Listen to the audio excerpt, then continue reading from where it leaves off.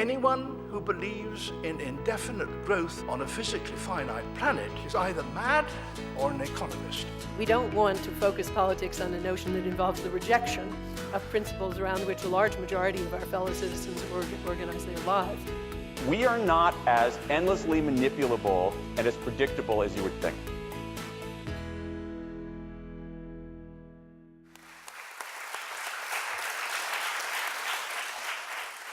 The question before us this evening, ladies and gentlemen, is a simple one with, I suspect, far from simple answers. Can the government be trusted to reform the NHS? If I may, what I'd like to do is to focus on the question of trust, because so often in health policy, the different participants in the debate challenge the good faith of the people who are taking part in the debate, rather than addressing the detail of the policy prescriptions. The objective of the National Health Service is exactly the same today as it was when it was established by legislation sponsored by Nye Bevan in 1947-48, and that is to secure access to health care based on the clinical need of the individual patient without regard to that patient's ability to pay. That's an objective that is shared right across the political spectrum, and in particular has been shared and articulated very clearly by the Prime Minister both before and after the general election. So the debate this evening is not, in my view, about the trust issue, it's about the practicality of whether the objectives are better delivered as a result of the reform programme sponsored by the government. Remind us what the objectives are, at risk of repeating myself. To deliver equitable access to high-quality healthcare. Something you don't believe is happening currently. I certainly believe there are examples across the health service of care that doesn't match the standards we would all want to see, and there are too many examples of that, as we know, in the history of the health service. One of the things that I think the government is committed to doing, like its predecessor, is greater openness about information, so patients and their doctors and clinicians and people who manage the health service have access to better data and earlier data when things are going wrong, as sometimes they do. And these improvements will also entail savings in the region of £20 billion by 2015. Well, that's an interesting point, because that's what in the Select Committee we encapsulate as what we call the Nicholson Challenge. And of course, the Nicholson Challenge is not a party political issue, or certainly wasn't on election day a party political issue. It was articulated by Sir David Nicholson, the non-partisan chief executive of the health service, 12 months before the general election. The Nicholson Challenge is to deliver 4% efficiency gain 4 years running out of the National Health Service, something that the Select Committee has been very clear is an unprecedented challenge for our healthcare system. We've never done that in this country before. Indeed, nobody's ever done that anywhere else in the world before. But the objective of doing so was first articulated by Sir David Nicholson in May 2009, 12 months before the general election. Can the government be trusted to sensibly reform the NHS, not on the basis of these proposals? They're not sensible for a number of reasons.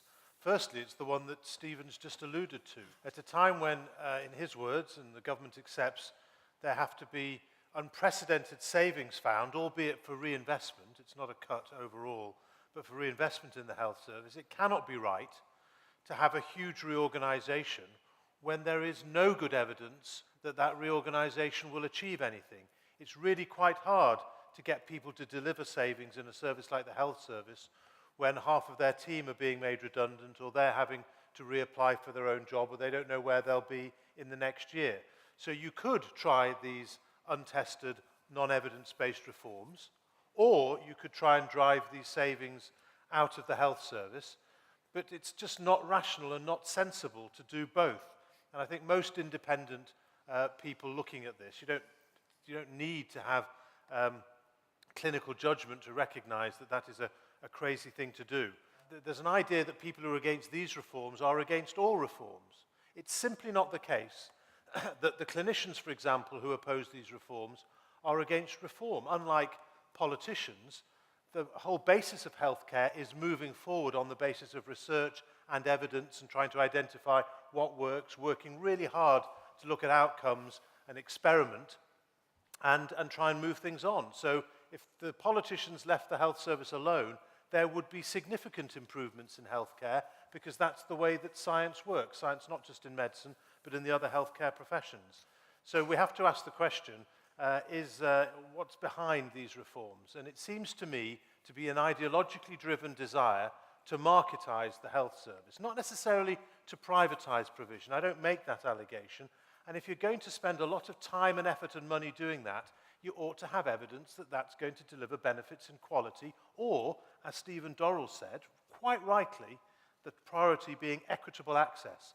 And the crisis in healthcare provision in this country is inequality of outcomes, worsened under Labour, inequality of access. And what we do know is that a market has the tendency, unless you work really hard, to make inequality of access worse.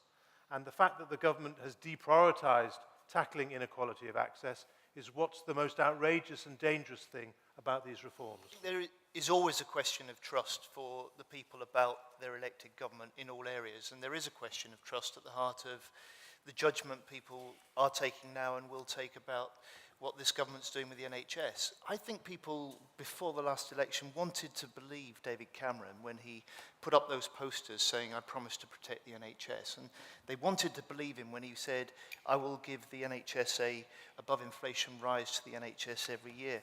And they wanted to believe him when he said, "I will stop reorganisations of the NHS which have got in the way of patient care." But each and every one of those promises made before the election has been broken over this 1 year since. And that promise on reorganisation is really the central one. It was one that Nick Clegg also made with David Cameron, formerly in the coalition agreement. And 1 year on now, I think we're starting to see the signs of strain in the NHS as a result of what is really a reckless internal reorganisation. So now, more than 1 in 10 people in London are waiting more than 18 weeks to get into hospital for the treatments and the operations that they need. And in truth, the very last thing the NHS needs at this time is what is the biggest reorganisation in its history. At the same time, as Evan Harris and Stephen Dorrell have said, the tightest financial squeeze on the NHS for 50 years. And Stephen Dorrell's Health Select Committee said, look, this is going to make it harder for the NHS to become more efficient and do the job of changing to provide a better and a better value service, not easier. So the reorganisation is costly, it's confusing. Those of you who are in the NHS, working in the NHS, trying to make sense of this will know what a wasted year the last year has been. And my fear is, despite the Prime Minister's pause and some backtracking in some areas, we will see what is a more complicated system, more bureaucratic, more costly, and ultimately it will be services to patients that suffer. So you recognise the need for change, even though you point out the breaking, the alleged breaking of the promise that there wouldn't be a top-down reform of the NHS. You're simultaneously criticising that reneging, but recognising that there is a need for quite serious reorganisation after all. Yes, and in 13 years of a Labour government, we saw big changes in the NHS, as well as big increases in investment, and it was the combination of the two that led to such big improvements. The lowest waiting times ever, the highest levels of patient satisfaction ever on record. The problem with the changes that the NHS must go through is that none of the real changes that are required are going to be made easier or necessarily come as a result of this big reorganisation. And arguably, it'll be harder for the NHS to manage the changes needed than it would without the reorganisation. So we've got to see, as Stephen Dorrell and Evan Harris have said, the NHS become more efficient. This makes it harder, as the Health Select Committee and the Public Accounts Committee have said. We've got to see the NHS overcome some of those separations between health and social care, between hospital and primary and community care. And this is going to make that type of integration harder, not easier. And we've got to see as well, some of the services that historically have been based in hospitals moved out, delivered closer to where people live in their home and in the community, and this will make it harder to plan those in the future, not easier. And finally, especially for people who, many of us living with health problems for longer and longer, diabetes, health conditions, lung problems, asthma, recovery from stroke. We've got to have the patients more in control of their own care, their own support, and it makes that type of change, essential for the long term, much harder, not easier to achieve. So it's going to get in the way of the changes that the NHS really needs to make. The obvious question is, can any government be trusted, actually? Can politicians be trusted to steer the National Health Service? And if you think about it, politicians just have a very short window when they are secretaries of state. They want an administration defining policy that they themselves have crafted. And 2 years is not a long time. When you think about our health service, like all health systems across the world, as Evan says, there's long-run development of it. It is developing all the time because of all sorts of factors on it. More information, more different expectations that we have, new technologies, the need to have much more value for money, etc., etc. And the kinds of changes that we see across Netherlands, Germany, Sweden, the sorts of countries we like to compare ourselves, are not that dissimilar from the ones that are being tried here, or at least are tested. Competition, more choice, more information for patients, more care out of hospital, and perhaps less, depending on hospital.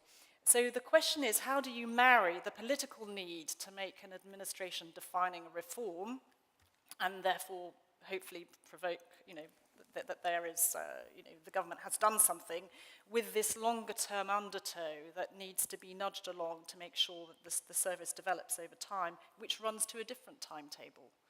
And I think that is the tension that is at the heart of our public system. If we want a tax-paying system, then politicians are accountable for that, and therefore they have to kind of reform the service. It must be right to reform the service. It isn't, you can't just leave it to the altruism of professionals. I'm actually, a long time ago, was a doctor.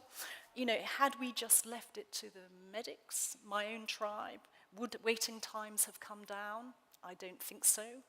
It took a command and control sort of edict to get those down and some money. So we need some intelligent reform, probably not an overambitious one, probably one which is more evolution than revolution, and something that is certainly better thought out than the current reform programme, which is why we've had to have a pause. As others have said, a year has gone by. We've got this huge £20 billion challenge hanging over us. And, have we wasted time is the question, which I know Stephen's been talking about for a long time now. Is this issue of trust, surely the failure of the initial pronouncements is intrinsic to that. The question of whether or not this government can be trusted to reform the NHS could, in some part, be answered by what you've just described, I think, as a failure at the first hurdle and a regrouping and determination to come at it afresh. If you are going to try to make complex changes to a complex health service, you need to get everybody on board. You need to explain the need for the change, etc., etc. And I just don't think that was clearly done. Does that not impact upon the trust you personally can have in the same government to deliver different reforms? Well, I think if with the listening exercise, the government hadn't then listened, and so far the signs are that they are listening. So let's just see whether or not that translates into stuff actually in the bill that then goes to the Lords. But so far it's looking good. But it has taken a listening exercise, whereas the listening could have happened earlier on, at the same time the government was elected. Can you square that circle? Can you have a marketisation where the bottom line will in some sense be key and have a genuine faith in the notion of clinical need determining receipt of it rather than ability to pay? I think there's two separate questions, because I didn't mean marketisation in the way you thought I did. Let's deal with the question of rationing. The need for NHS services outstrips the funding available. It always has, it always will. Politicians have refused to talk about rationing, so we don't have rational rationing. I think local managers and clinicians try and make sure that the most cost-effective treatments are provided, but again, sometimes they're frustrated in that by national politicians.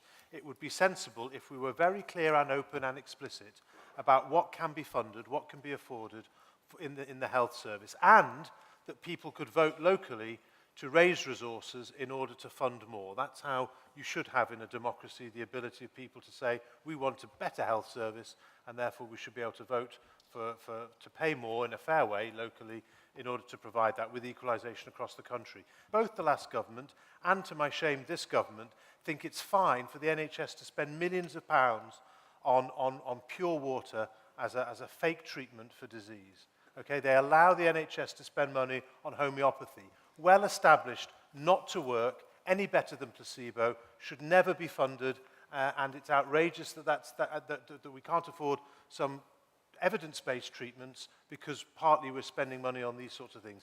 John Healey, however positive our experiences of the NHS may have been in recent years, the fact that the cost of it is more or less unsustainable is one point on which everybody on the panel seems to agree. I don't think it's unsustainable, but it requires the NHS to change, to make it sustainable and also to make it better. And, you know, my big argument is that this reorganisation, the biggest in NHS history, is wasting a lot of money and getting in the way of the changes that are needed. And, you know, it does, I'm afraid, come back to a question of trust. My big argument with David Cameron and the ministers about this huge reorganisation, and it explains really why everybody's not clear about what's happening, is that they haven't been straight about what they're doing. You know, you could be forgiven for thinking that this is about putting GPs in control of planning and buying local healthcare services, that's what we were told, and cutting the bureaucracy from the NHS. Well, look, in truth, you know, GPs see all of us as their patients, about an average of about 8 or 9 minutes. Most of them don't want these changes. Most of them don't believe it's going to improve things for patients. And if they're going to carry on being GPs, that job of planning, negotiating contracts, managing and monitoring will be done not by them but on their behalf. It'll be done by the people that are being paid redundancies from taxpayers' money at the moment and rehired to do the same job, or it'll be done by private companies, many of whom are hard selling those services to these new groups of GP consortia at the moment. And as for cutting bureaucracy, we've got 150 primary care trusts that do the job of local commissioning at the moment. After these changes, there's going to be more than 500 public bodies involved in running the NHS. And there's a huge explosion of bureaucracy and extra cost coming down the track from these changes. And my big concern is they simply haven't been straight. You know, this is the longest legislation in NHS history before the House of Commons at the moment. 5 clauses only set up these new GP consortia. 95 clauses set up the NHS in the future as a full-scale market, with all parts of the NHS open to private companies to move in and take over. That's what these plans are about. That's what this reorganisation is about. But it's not what you hear at any time, ministers or the Prime Minister levelling with us and saying, this is what we want to do to the NHS. And that's the fundamental dishonesty of this government. It's why, one of the reasons why I simply don't believe people can trust this government with our NHS.